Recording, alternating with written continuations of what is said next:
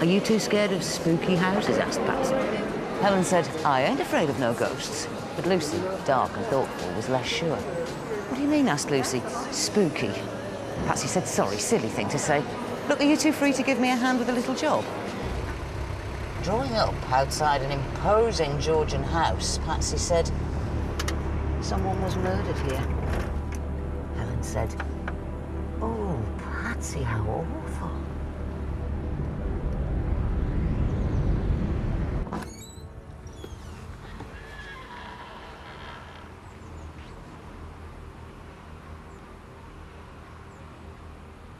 When they stepped into the empty house, Helen called out, come out, whoever you are.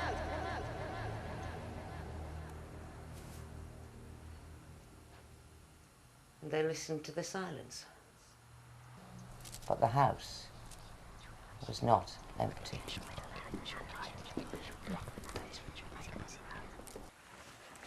At first, the girls worked happily. But soon, they began to find the atmosphere in the house oppressive. Even Helen.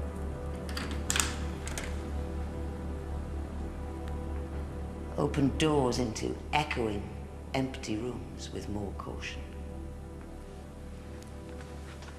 Lucy, alone, sorting boxes in a cellar room, became aware of whispering.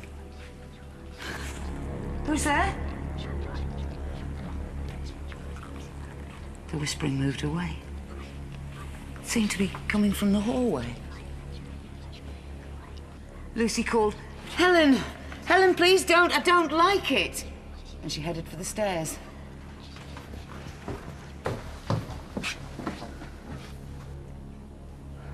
No one was there.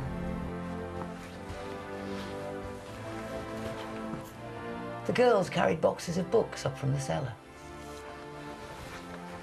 One book slipped unnoticed from Helen's burden. The shabby book, pages open, tumbled and fluttered like a broken bird into plain view. The voices of the children faded. No human eye saw. The book lay, awaiting the return of a child. Lucy, first back from the van, stooped to pick up the book. Helen ran down to the cellar to win the race, shouting out, come on, Lou! Lou!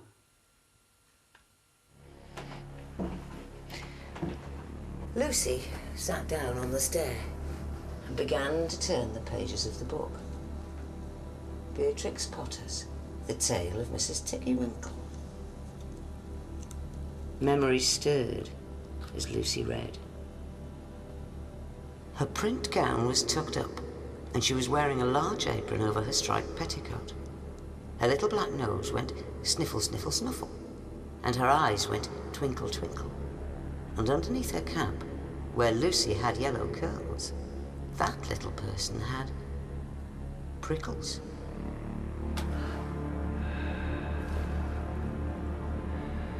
An unexpected chill breathed on Lucy's neck.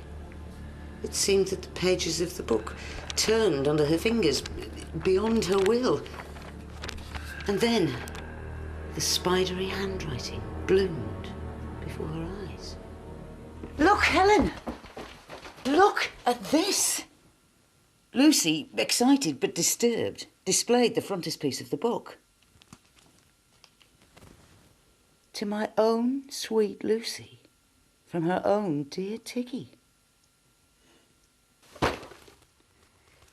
Helen placed her box down and took the book from her, reading aloud, May friendship blossom and grow. Oh, Lucy, you are lucky. Well, it's for you. Lucy said seriously, well, not really. It's another Lucy from a friend, long time ago. I wonder who they were, Lucy and Tiggy. Well, they must be really old, or... Anyway, it must be meant for you, said Helen. At which Lucy laughed, nervously.